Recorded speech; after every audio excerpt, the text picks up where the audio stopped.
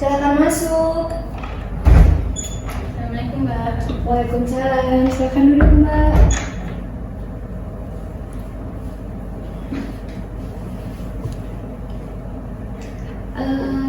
Selamat pagi Mbak. Ada yang bisa saya bantu? Pagi Mbak. Jadi saya kesini cari Mbak Sasa. Oh, dengan saya sendiri. Mbaknya atas nama siapa? Saya warga Mbak. Oh, ada keperluan apa Mbak datang ke sini? Jadi saya kesini tuh mau konseling Mbak. Konseling. Mbaknya dapat rekomendasi gitu mungkin dari siapa untuk datang ke sini buat konseling? Iya Mbak. Jadi saya kesini tuh karena direkomendasikan sama teman saya. Katanya konseling di sini tuh bagus Mbak. Oh gitu ya. Jadi sebelum kita masuk sesi konseling, makanya juga kan udah ada gambaran ya kalau di sini kita akan melakukan sesi konseling. Kita isi dulu surat kesediaan, jadi mbaknya harus melengkapi dulu datanya gitu ya. Jadi ini juga sebagai bukti bahwa mbaknya datang ke sini secara sukarela ya. Silakan diisi Mbak terlebih dahulu.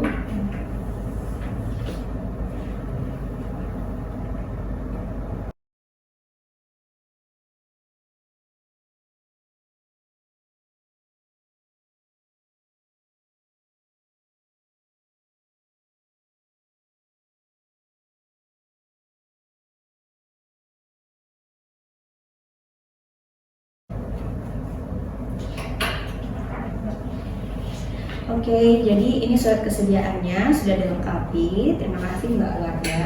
Sebelum kita masuk sesi konseling hari ini, saya mau memperkenalkan diri dulu. Nama saya Nurul Iza Zahra. Saya bisa dipanggil Mbak Sasa, bisa dipanggil Sasa, boleh dipanggil Mbak Nurul juga boleh. Tergantung dari Mbak kalian aja. Sebelum kita masuk ke sesi konselingnya, kita ada beberapa hal yang harus kita sepakati bersama. Seperti durasi konseling ini itu kisaran 45 sampai 65 menit ke depan. Kemudian dalam sesi konseling ini semua informasi yang Mbak berikan ke saya akan dijaga kerahasiaannya sehingga Mbak boleh bercerita tanpa ada informasi yang ditutup-tutupi. Kemudian dalam sesi konseling ini posisi kita setara Mbak ya, jadi nggak ada yang lebih dominan, kita sama-sama gitu tingkatannya.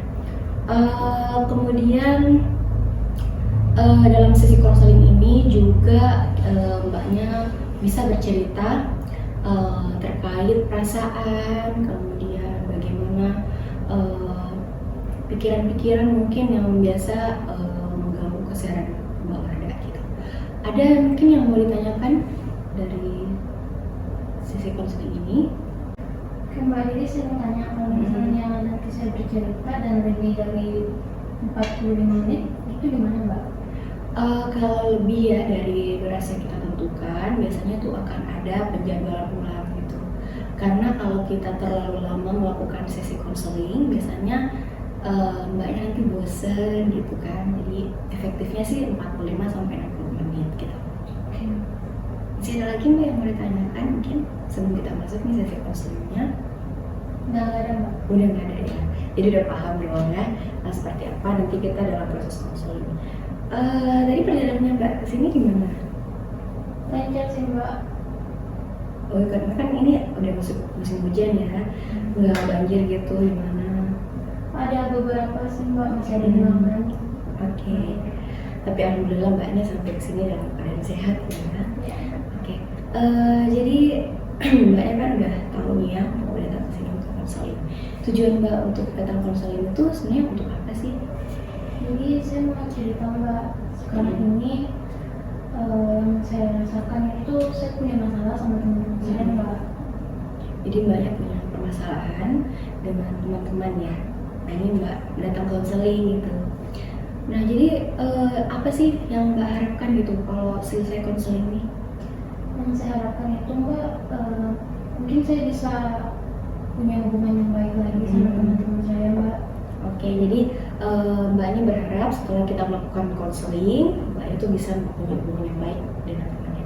Nah, mungkin mbaknya bisa cerita seperti apa sebenarnya permasalahan pertemanan Mbak Warda gitu sampai itu mungkin mengganggu untuk Mbak Warda. Ya Mbak, jadi eh, saya itu sama teman-teman saya dulu dekat banget Mbak. Nah, kalau misalnya mereka butuh itu, saya selalu pasti bisa Mbak bantuin. Kalau nggak bisa juga pasti aku usahain. Tapi akhir-akhir ini Mbak, aku rasa itu kalau aku yang butuh, mereka yang nggak bisa Mbak gitu. Oh, jadi teman-teman Mbak ini sekarang nih kurang gitu ya untuk membantu Mbak. Jadi pada saat Mbak butuh, ternyata teman-teman Mbak ini nggak ada gitu ya. Padahal Mbak ini udah setiap temannya butuh bisa gitu. Mungkin Mbak bisa ceritakan gitu seperti apa sih sebenarnya peristiwa waktu Mbak butuh sama temannya, tapi temannya nggak ada gitu. Jadi pernah Mbak nih punya tugasnya itu untuk isi kuesioner gitu Mbak. Nah aku kasih ke mereka, katanya iya aja, tapi mereka nggak isi gitu Mbak. Padahal aku tuh butuh banget karena deadline-nya waktu itu sudah dekat untuk dikumpulkan tugasnya. Oh, jadi waktu itu Mbak lagi ada tugas, nah butuh bantuan teman tapi nggak ada nih ngisi gitu ya. Terus gimana sih perasaan Mbak waktu itu? Karena Mbak lagi butuh bantuan teman, tapi temennya nggak ada. Iya Pak, jadi di situ saya sedih banget karena ini tuh aku butuh banget gitu. Tapi mereka nggak bisa Mbak. Jadi setelah itu saya kayak cuek sama mereka, terus kayak menghilang gitu Mbak, yang dicariin gitu. Jadi sempat menarik diri gitu ya dari teman-temannya. Jadi sebenarnya Mbak warga sedih gitu karena perbuatan teman-teman Mbak itu yang nggak ada pada saat Mbak butuh ya. Iya Mbak. Oke. Terus selain peristiwa itu mungkin ada lagi gitu peristiwa selain mengisi kuesioner, ada nggak lagi tentang pertemanan Mbak itu? Iya Mbak, ada juga pernah. Jadi saya tuh dulu kan selalu disuruh mereka kalau misalnya ada di sini, mereka bilang kamu kesini dong. Ya. Itu kan lokasinya jauh Mbak. Jadi kalau dia bilang gitu tuh aku pasti bisa ke sana. Nah pas pernah waktu pas satu hari, aku yang suruh mereka ke rumah aku bilang coba kamu ke rumah aku, langsung dia bilang Mbak, katanya nggak mau lah, jauh, katanya gitu Mbak. Tapi waktu itu kenapa Mbak Warda ninggal temannya ke rumah gitu? Karena ya pengen kumpul aja Mbak. Pengen kumpul aja. Terus waktu itu temannya Mbak manggil Mbak Warda ke rumahnya dia tuh sebenarnya dia butuh apa gitu lagi waktu itu?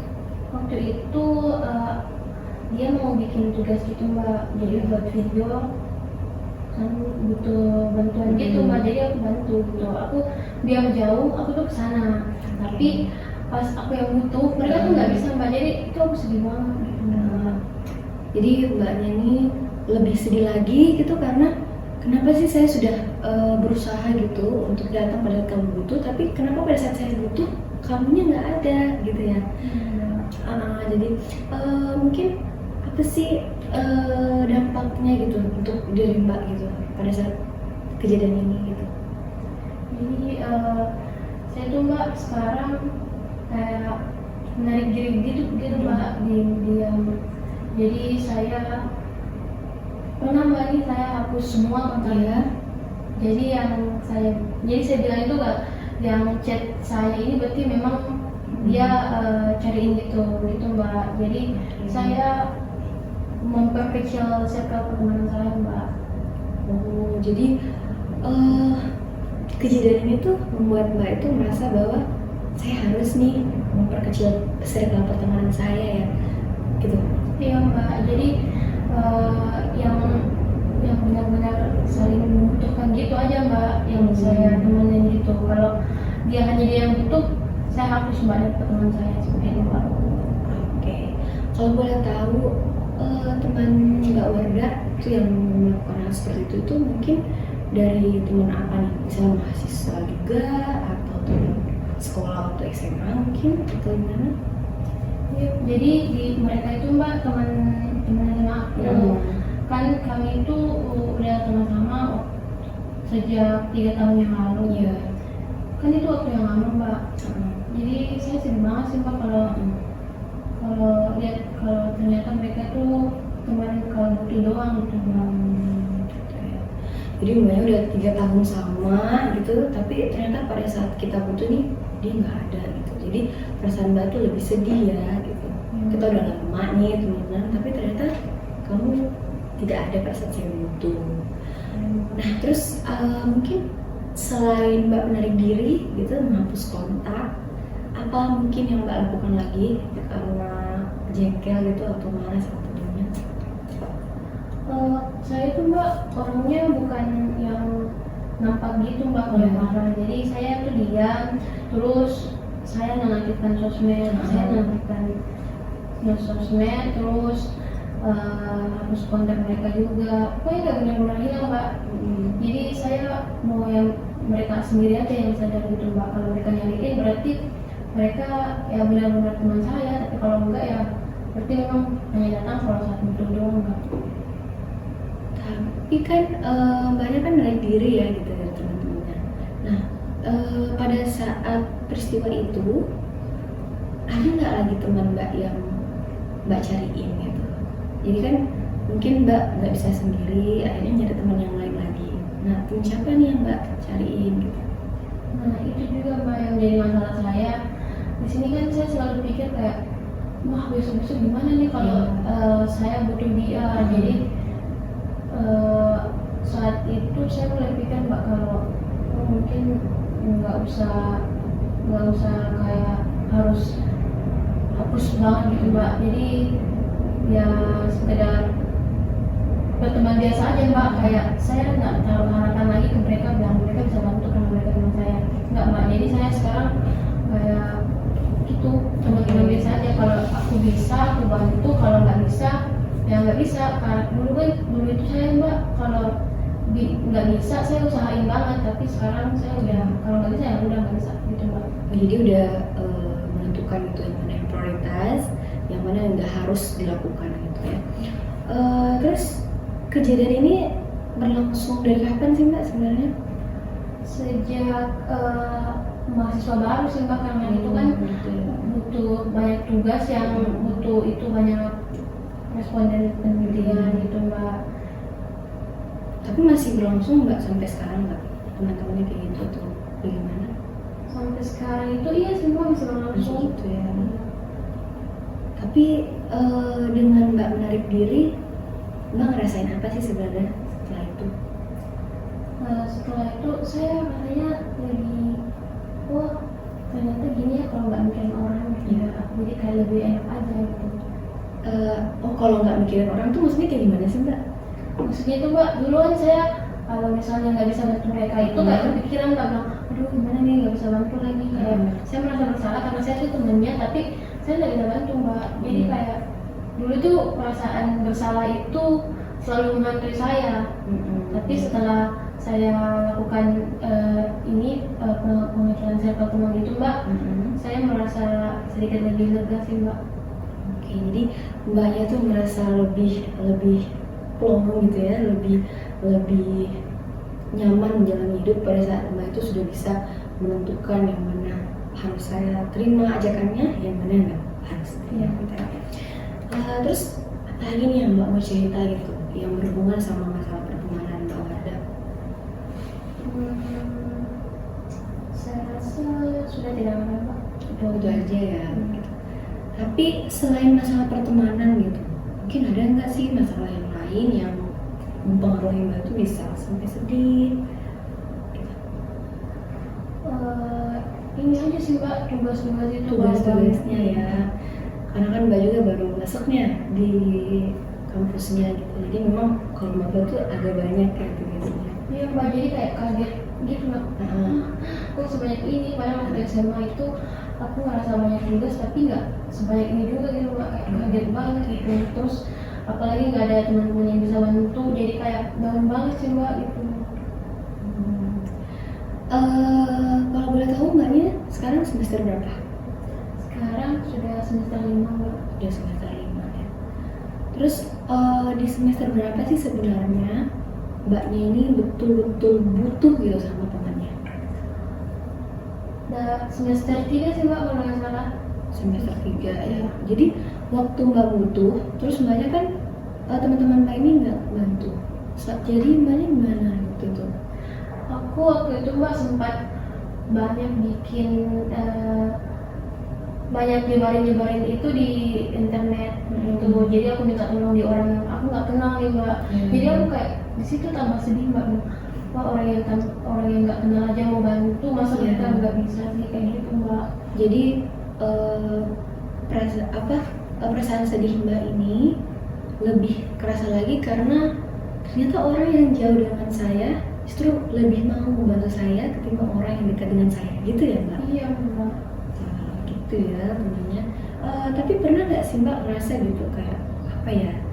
Mungkin saya punya salah sama teman sampai dia kayak gitu, pernah nggak sih? Saya mbak, saya tuh nggak pernah ngalamin misalnya sih mbak sama mereka. Saya rasa sih begitu mbak, karena saya tuh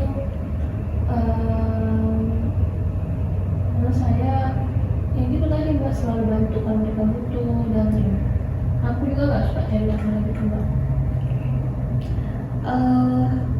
Selain rasa sedih gitu, pernah nggak sih mbak yang kayak sampai nangis atau sampai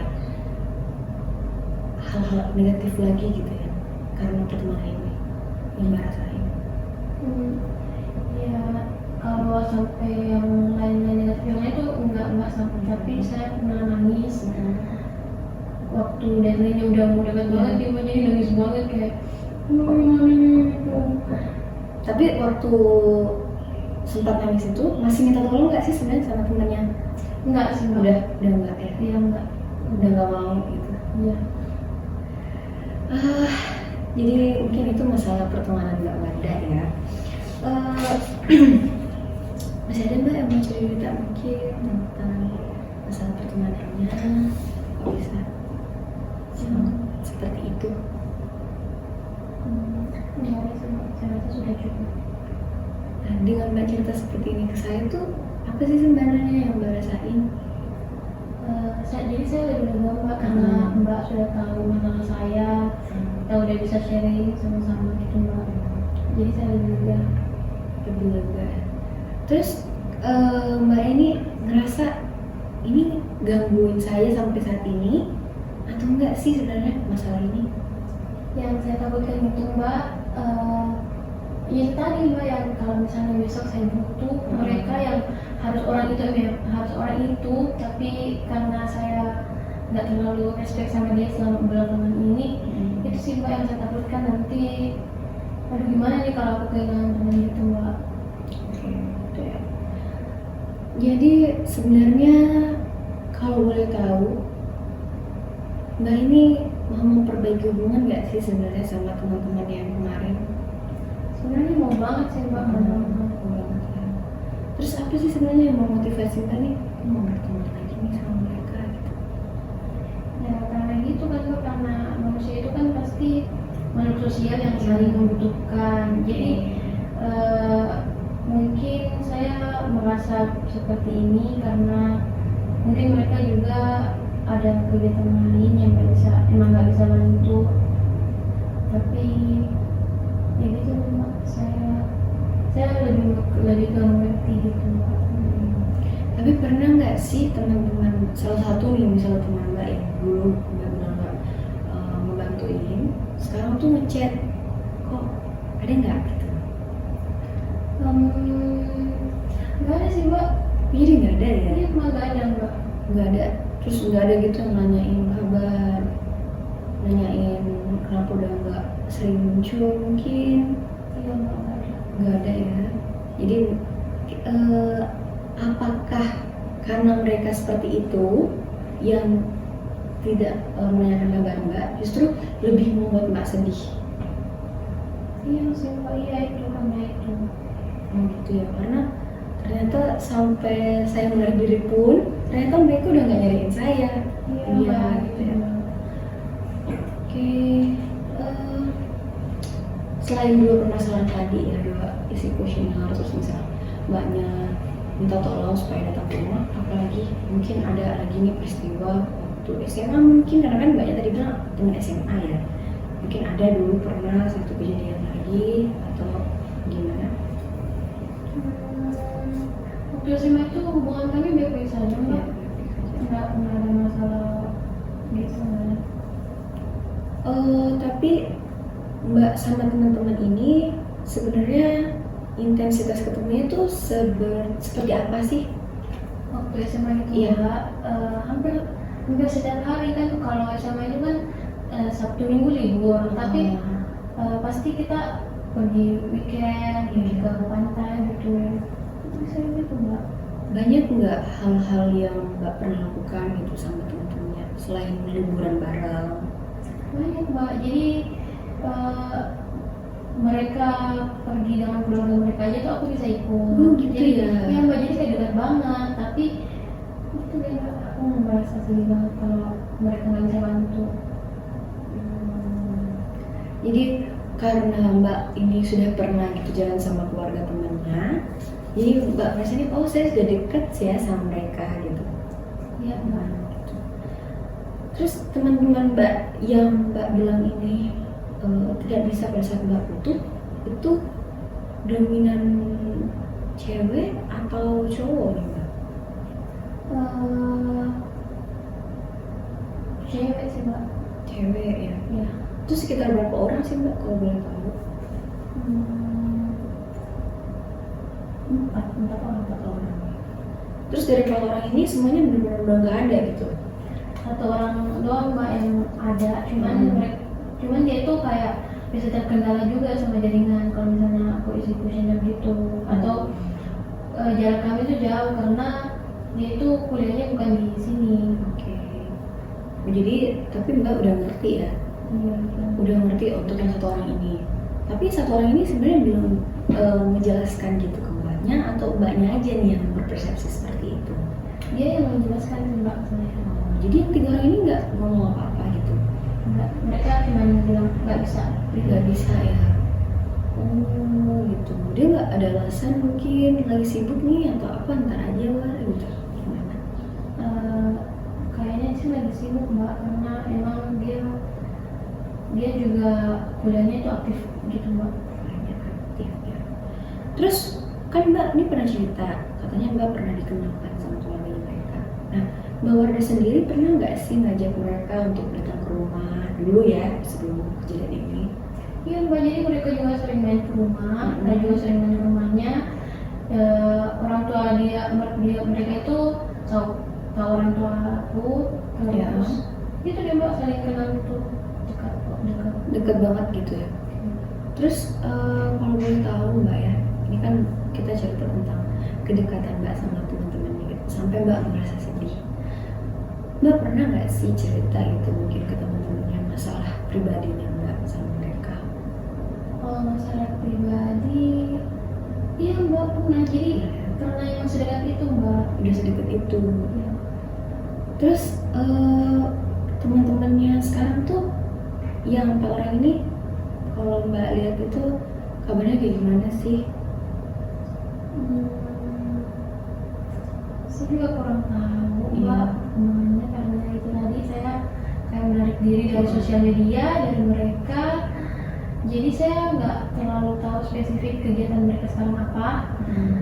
Tapi mereka sepertinya sih baik-baik aja mbak, karena biasa muncul di grup. Saya cuma baca doang itu kegiatannya, tapi saya nggak bantu. Saya nggak masuk gitu bicara, cuma lihat doang mbak gitu. Tapi kalau mbak misalnya seperti ini yang menarik diri, kira-kira tanggapannya teman-teman mbak itu seperti apa sih mbak Wardah? Mereka dengerin sih mbak, mungkin karena terlalu sering masih kayak iya gitu, jadi mungkin kayak oh dia lagi sibuk kerja tugas gitu mbak. Mungkin mereka kira aku gitu mbak. Terus pernah nggak sih teman-teman mbak ini seperti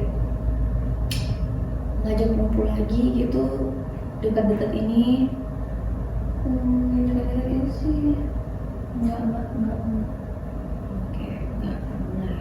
Tapi kan mbak dalam satu grup ya sama dia. Kenapa nggak keluar aja gitu mbak, misalnya dari hidup itu? Karena itu tadi mbak, aku mau lihat dia yang sadar gitu. Tapi kalau misalnya teman mbak ini tidak menyadari gitu, kalau sebenarnya mbak Wardah ini udah menarik diri, gimana? Aku tuh nggak tega mbak kalau misalnya mau keluar gitu. Jadi siapa tahu kayak gitu tadi aku juga bilang mbak, kalau siapa tahu bisa aku butuh mereka. Jadi ya udah gitu, kalian yang nggak bisa bantu diterima aja kayak gitu. Jadi di sisi lain mbak Wardah ini sebenarnya masih mikirin mereka ya, gitu. Tapi berusaha untuk lebih mengatur gitu, yang mana yang harus saya duluan, yang mana enggak gitu. Tapi di sisi lain masih pengen gitu ya kumpul sama temennya. Iya mbak. Kalau boleh tahu, teman-teman ini sekarang kuliahnya tuh pada di mana-mana semua? Kalau yang 3 ini mbak di Makassar, yang satunya itu di Bandung. Jadi yang 3 orang ini sebenarnya di Makassar doang ya? Iya mbak. Terus pernah nggak sih waktu setelah awal-awal kuliah itu kayak ketemuan gitu? Awal kuliah tuh pernah sih mbak. Jadi kan kita pasti pakai alma mater yang warnanya beda gitu mbak. Jadi kayak sulit kumpul biasa gitu mbak. Nah, terus perubahannya mereka ini mulai udah nggak memperhatikan kalian tuh kapan? Waktu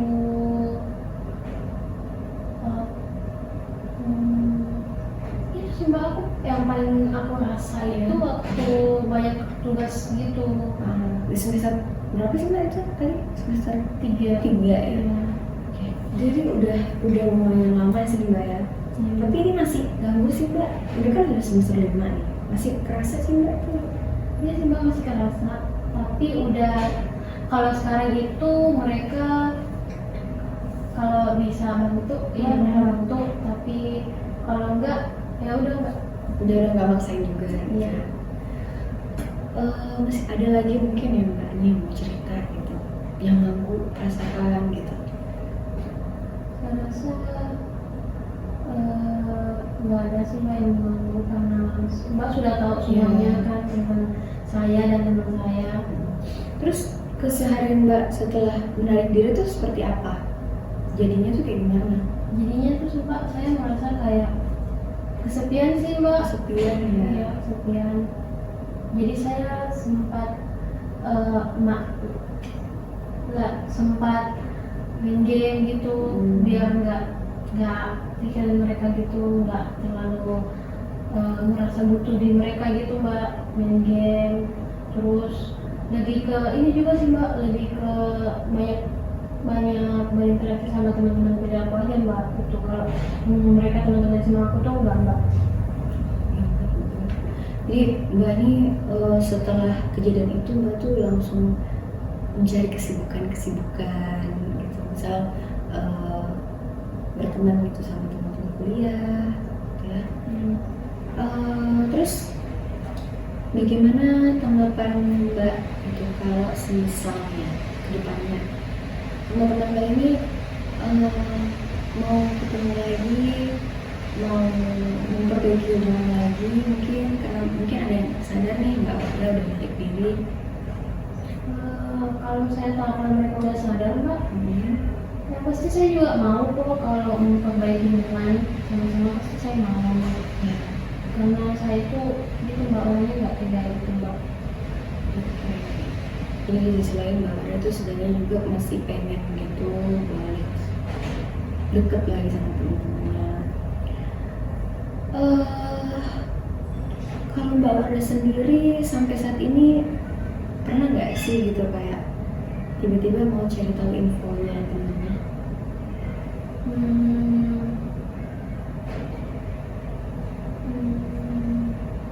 Biasa nyariin sih mbak, tapi kalau cari info nggak sampai segitunya gitu ya. Terus mbak dari diri tuh pernah nggak sih kayak sampai ngeblokir mungkin atau gimana sampai ke akun sosial gitu? Aku nggak pernah ngeblokir sih mbak. coba gitu buat jujur sama mereka. Aku sedih gitu ya, kalian tuh seperti ini kayak pernah ada pikiran atau udah mau nih nanti gitu?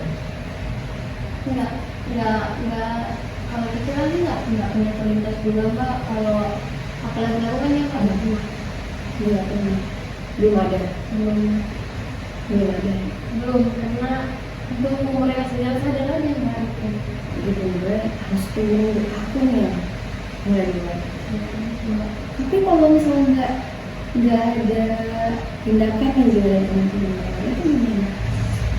Jadi itu mbak, kalau misalnya saya nggak bisa nanti ya udah aku bilang enggak gitu juga. Tapi tetap balasnya dengan cara yang mereka lakukan ke aku juga kayak gitu mbak.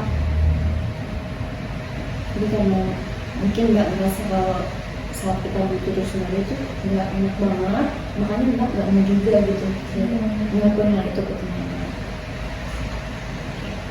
Masih ada lagi nggak yang mau ceritain mungkin terkait misalnya sama temennya itu? Saya rasa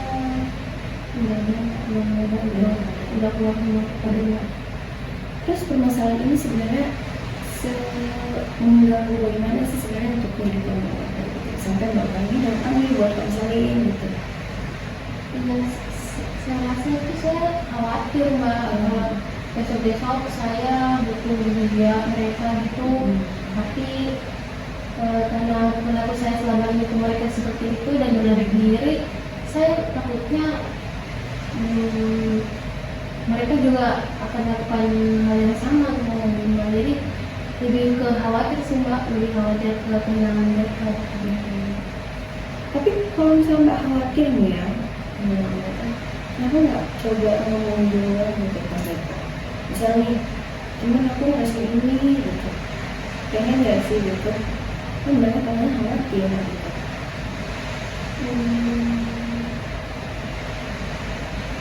Iya sih, Belum mau gitu. Saking sakit hatinya Mbak ini ya, jadi udahlah gitu nanti aja deh kalau mereka udah butuh mereka masuk keluar baru aku. Terus kalau sampai kapanpun ya misalnya udah nggak mau temen-temennya Mbak itu tuh nggak ada tindakan, Mbaknya juga tetap ya seperti itu gimana? kalau misalnya gitu mbak, pasti sih mbak buka besok mereka nggak butuh gitu. Jadi pasti mereka besok juga itu nyariin. Jadi saya tuh sebenarnya mau lihat mereka sayang aja gitu mbak. Selama ini jadi pas saya tunggu waktu mereka sayang sendiri itu ya, dulu saya selalu percaya kalau nanti mereka pasti bakal butuh sendiri kok, saya nanti mereka. Masalah tangga juga cukup unik dan sebenarnya masih ada lagi Mbak yang mau ceritain mungkin sekarang tentang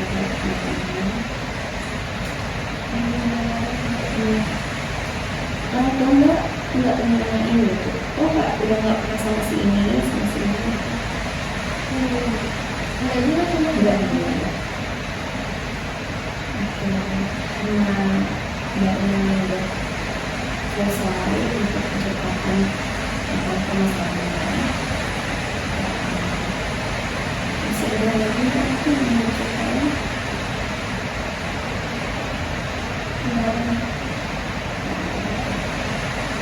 Oke, jadi berdasarkan informasi yang Mbak berikan saya, dapat saya simpulkan ya, kalau sebenarnya permasalahan pertemanan keluarga itu bisa keluarga itu ternyata kemungkinan keluarganya nggak ada.